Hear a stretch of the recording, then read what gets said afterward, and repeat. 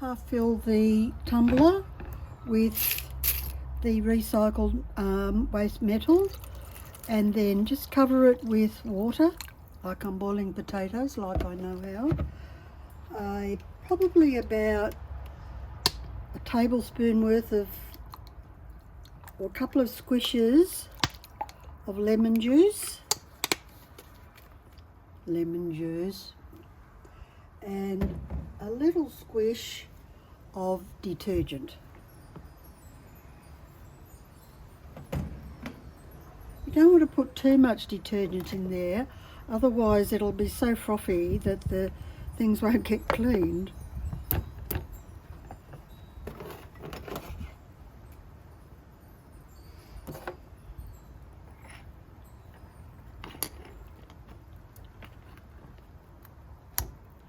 Hold your tumbler up this way, make sure it's not dripping out too much.